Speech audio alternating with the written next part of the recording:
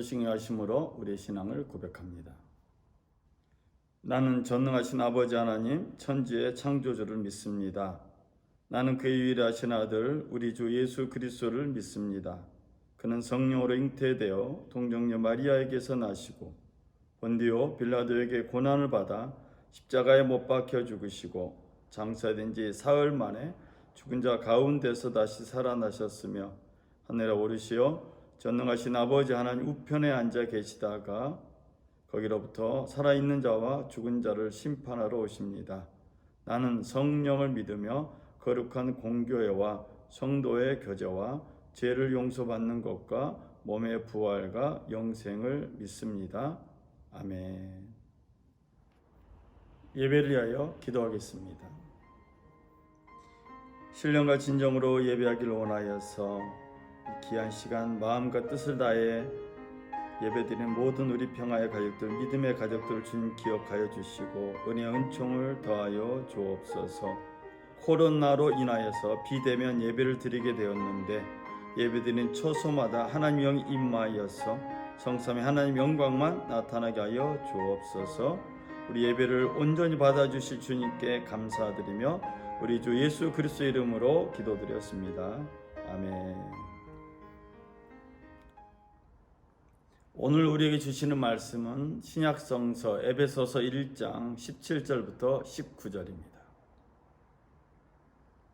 제가 에베소서 1장 17절부터 19절의 말씀을 읽어드리겠습니다.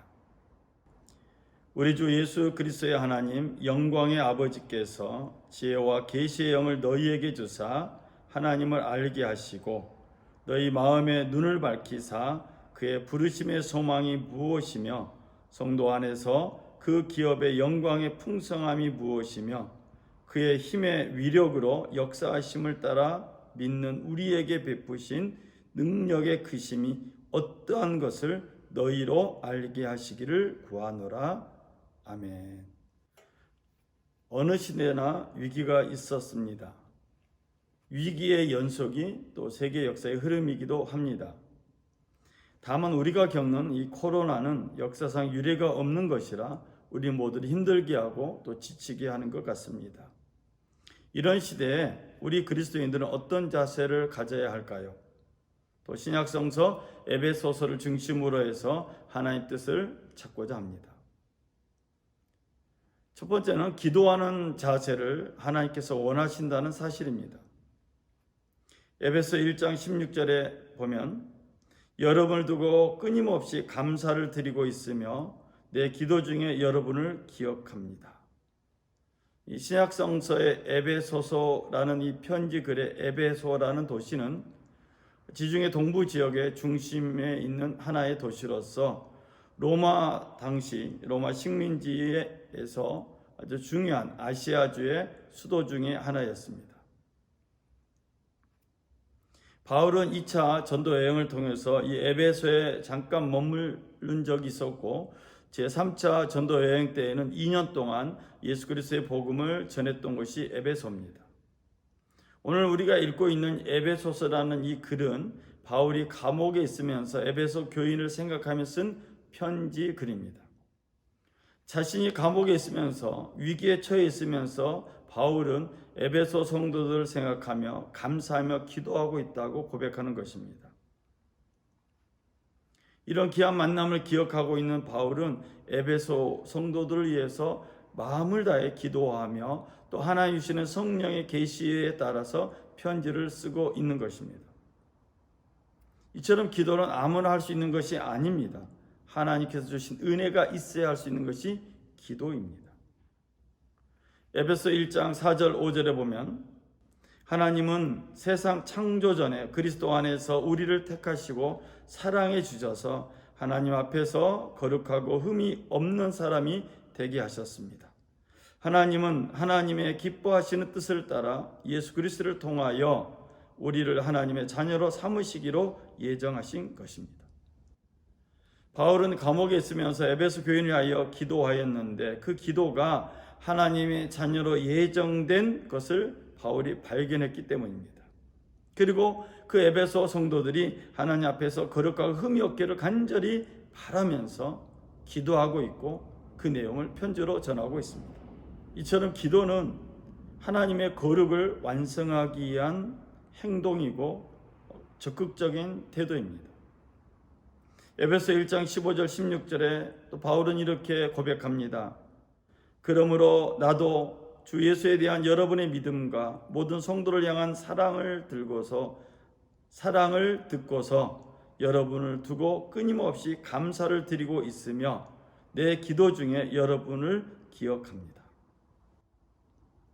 기도하면서 바울은 끊임없이 감사하고 있습니다.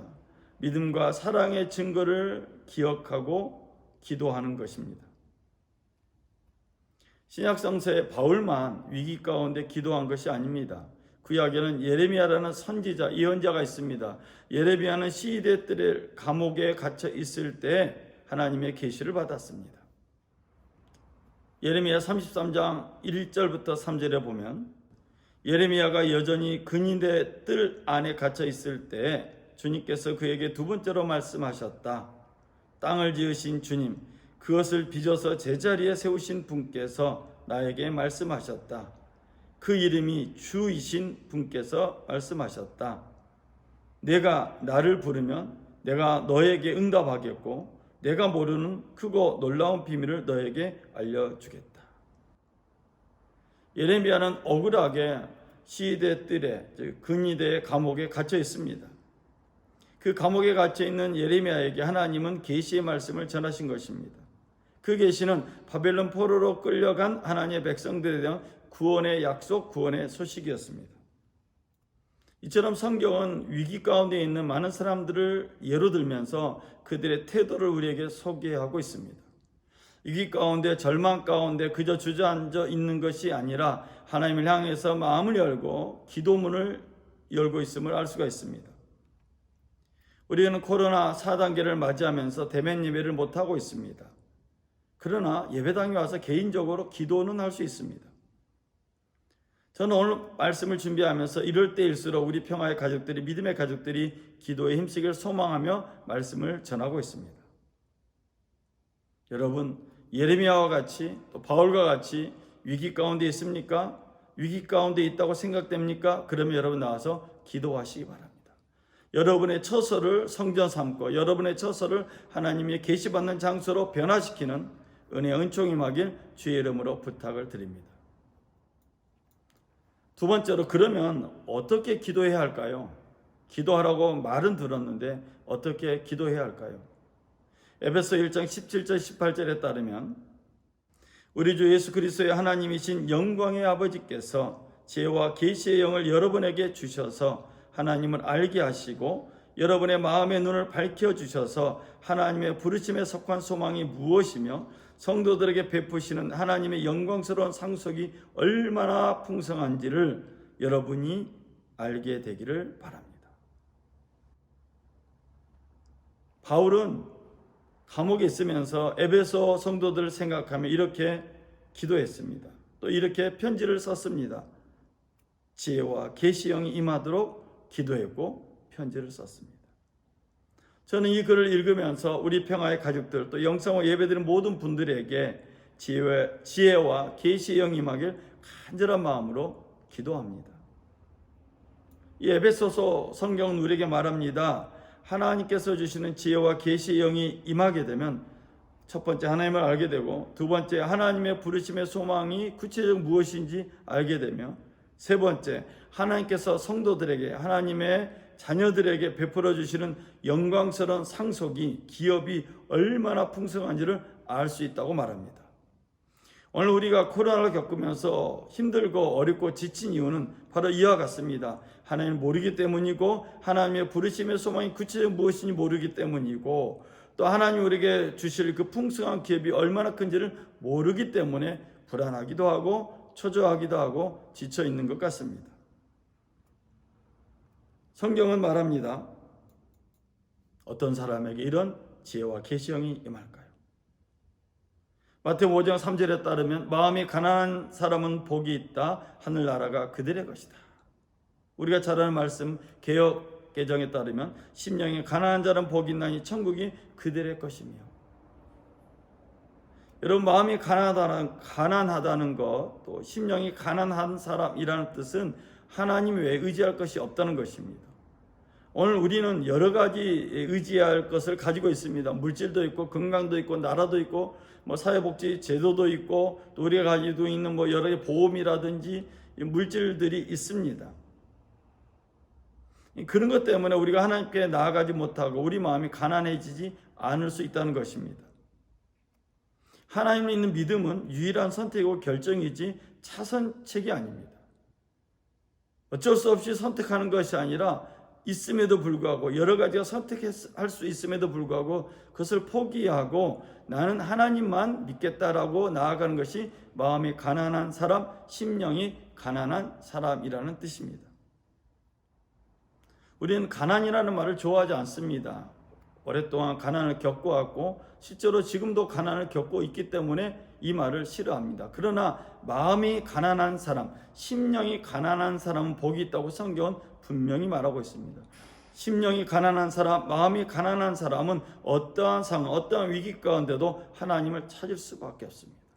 하나님 향해서 마음을 열 수밖에 없습니다. 하나님을 바라볼 수밖에 없습니다. 그 사람은 하나님의 영이 임하게 되어 있습니다. 마태복음 9장 12절 13절에 보면 예수님이 이렇게 말씀하셨습니다. 건강한 자에게는 의사가 쓸데없고 병든 자에게라 쓸데있느니라. 너희는 가서 내가 긍휼을 원하고 제사를 원하지 아니하노라 하신 뜻이 무엇인지 배우라. 나는 의인을 부르러 온 것이 아니로 죄인을 부르러 왔노라. 예수님은 교만하게 짝이 없는 사람들에게 말합니다. 나는 병든 사람을 찾아왔고 죄인을 부르러 왔다. 사람들은 자기가 의인임을 자랑하고 내가 권력자임을 자랑하고 내가 가진 것이 있음을 자랑하고 내가 어떠한 학식이 있음을 자랑하는 게 일반적인 성향입니다. 그런데 주님은 그런 사람들에게, 그런 기질을 가진 우리들에게 이렇게 말씀하십니다. 나는 긍휼을 원하지 제사를 원하지 아니한다. 나는 의인을 부르러 온 것이 아니고 악인을 부르러 왔다. 죄를 부르러 왔다라고 말하고 있습니다. 죄인이 누굽니까? 악인이 누굽니까? 세상에서 버림받은 사람이고 세상에서 쓸모없다고 여겨지는 사람들입니다. 그런데 주님은 그들을 향해 오셨습니다. 하나님의 영이 임하는 것, 지혜와 계시형이 임하는 사람은 자기가 죄인이라고 깨닫는 사람입니다. 지혜와 계시형이 임하는 사람은 자기가 죄인이고 자기가 병든 사람이고 자기가 죽을 수밖에 없는 존재라는 걸 깨닫는 사람에게 임합니다. 고린도전서 1장 27절 이하의 성경은 말합니다. 그런데 하나님께서는 지혜 있는 자들을 부끄럽게 하시려고 세상의 어리석은 것들을 택하셨으며 강한 것들을 부끄럽게 하시려고 세상의 약한 것들을 택하셨습니다. 하나님께서는 세상에서 비천한 것들과 멸시받는 것들을 택하셨으니 곧 잘났다고 하는 것들을 없애시려고 아무것도 아닌 것들을 택하셨습니다. 이리하여 아무도 하나님 앞에서는 자랑하지 못하게 하시려는 것입니다. 성경은 많은 곳에서 마음이 겸손한 사람에게 하나님의 영이 임했음을 증언하고 있습니다. 사람은 겸손해져야지 하나님 말씀을 들을 수가 있습니다. 오늘 우리가 코로나를 겪으면서 많은 사람들이 불평하기도 하고 불만하기도 하고 괴로워하기도 하고 절망하기도 합니다. 심지어 하나님을 믿는 사람들, 신앙생활 했던 사람들조차도 세상 사람과 똑같이 절망하고 좌절합니다. 우리는 코로나를 겪으면서 우리의 삶이 매우 단순해졌습니다. 쉽게 아무나 만날 수도 없고 또 오랫동안 사람들과 대화 나눌 수도 없는 상황에 처해 있습니다. 이런 상황 가운데 우리의 눈, 우리의 귀, 우리의 마음을 어느 한 곳에 집중할 수 있는 여유와 시간을 가지게 되었습니다. 여러분은 여러분의 눈과 귀와 마음, 몸을 어디에 집중하고 있습니까? 어쩌면 우리가 겪고 있는 이런 일들로 인해서 우리는 더 겸손해졌다고 생각합니다. 알 수 없는 이 코로나로 인해서 계속 바뀌는 변이 바이러스로 인하여서 고통과 무서움은 점점 증폭되고 있습니다. 성경은 이처럼 광야 생활에서 많은 사람들이 하나님의 사람으로 변화됨을 증언하고 있습니다. 우리가 잘 아는 모세는 바로의 공주의 아들일 때는 하나님 뜻을 몰랐습니다. 그러나 모세가 미디안 광야 생활 40년을 지나고서야 하나님을 만나게 되었습니다. 모세는 광야 생활을 하면서 겸손해진 것입니다. 모세는 마음이 겸손해졌기 때문에 하나님 뜻을 알았고 하나님 뜻에 순종할 수 있었습니다. 물론 그 이후에도 모세는 때때로 하나님께 대들기도 하고 하나님을 향해서 원망하기도 했습니다. 그러나 기본적인 자세는 하나님을 향해서 그 마음이 낮아졌다, 겸손해졌다는 것을 알 수가 있습니다. 우리가 잘 알고 있는 다윗 왕은 어떻습니까? 다윗 왕은 사울 왕에 쫓기는 광야 생활을 통해서 마음이 겸손해졌고 하나님과의 깊은 관계를 맺게 되었습니다. 오갈 데가 없어서 블레셋으로 피해가야 되는 그런 엄청난 위기를 겪기도 하였습니다. 그러나 그 광야 생활을 통해서 다윗은 자신을 하나님 왕으로 부르신 그 부르심에 대해서 분명히 알게 되었고 또 하나님을 향한 깊은 관계를 가지게 되었습니다. 이처럼 광야 생활은 힘들고 어렵습니다. 언제 끝날지도 모르고 또 끝이 보이지도 않는 것이 광야 생활입니다. 그러나 그 광야 생활 기간 동안에 어떠한 자세, 어떤 태도를 취하느냐에 따라서 그 사람의 삶이 달라집니다. 성경은 그것을 우리에게 소개하고 있는 것입니다. 어쩌면 오늘 우리가 겪고 있는 코로나도 광야 생활이라고 할 수 있습니다. 이 광야 생활에서 하나님의 영을 받는 사람만이 승리할 수 있을 것입니다. 그래서 에베소서 1장 19절 본문은 이렇게 말합니다. 또한 믿는 사람들인 우리에게 강한 힘으로 활동하시는 하나님의 능력이 얼마나 엄청나게 큰지를 여러분이 알기 바랍니다. 하나님의 영이 임한 사람, 계시와 지혜의 영이 임하는 사람은 하나님이신 그 영으로 기도합니다. 기도하는 사람은 하나님의 주시는 엄청난 능력을 경험하게 됩니다. 이 기도는 바울의 기도이지만 어쩌면 우리의 기도가 되어야 합니다. 그래서 저는 기도하기를 영상으로 예배드리는 모든 믿음의 가족들이 바울의 기도문처럼 또 바울이 기도한 것처럼 계시와 지혜의 영을 받아서 하나님의 능력이 얼마나 큰지를 경험하기를 간절히 소망하며 저는 기도하고 있습니다. 그리고 우리가 이 코로나 위기를 통해서 하나님을 향한 믿음의 자세를 더 철저하게, 더 간절하게 시험을 통해서 하나님 은혜와 영광을 경험하시길 주의 이름으로 부탁을 드립니다. 오늘 영상으로 예배드리는 평화의 가족들과 믿음의 가족들에게 부탁을 드립니다. 여러분, 우리가 비대면으로 예배를 드리지만은 이 영상으로 예배드리는 것이 끝나는 것이 아니라 이제는 우리는 각자 처소가 하나님이 전이 될 수 있도록 훈련받는 시대에 살고 있습니다. 여러분의 사업장과 여러분의 직장, 여러분의 가정이 하나님이 전이 되길 주의 이름으로 부탁을 드립니다. 날마다 예배단을 쌓고 기도의 단을 쌓고 찬송의 단을 쌓아서 하나님 말씀이 여러분의 삶 가운데 구체적으로 임하여서 에베소 1장에 나와 있는 이 바울의 기도문이 응답되는 저와 여러분 되시길 주의 이름으로 부탁을 드립니다. 또 우리 수목원 평화교회는 예배당을 항상 문 열어놓고 있습니다. 여러분 언제든지 오셔서 기도하시고 이곳에서 하나님의 응답과 하나님의 주신 비밀의 계시들을 받아서 이 세상 가운데 영향력을 나타내는 성령의 열매 맺는 믿음의 그리스도인들 되시기를 주의 이름으로 부탁을 드립니다. 저는 갈라디아서 5장 22절부터 26절의 말씀을 읽어드리면서 말씀을 마치겠습니다. 성령의 열매는 사랑과 기쁨과 화평과 인내와 친절과 선함과 신실과 온유와 절제입니다. 이런 것들을 막을 법이 없습니다. 그리스도 예수께 속한 사람은 정욕과 욕망과 함께 자기의 육체를 십자가에 못 박았습니다. 우리가 성령으로 삶을 얻었으니 우리는 성령이 인도해 주심을 따라 살아갑시다. 우리는 잘난 체하거나 서로 노엽게 하거나 질투하거나 하지 않도록 합시다. 기도하겠습니다.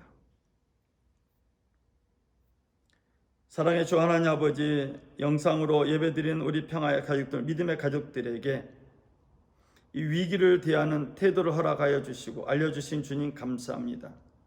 위기 가운데 하나님을 찾는 기도의 사람들이 되게 하여 주시고 하나님의 영을 사모하는 영적인 사람들 되게 하여 주옵소서.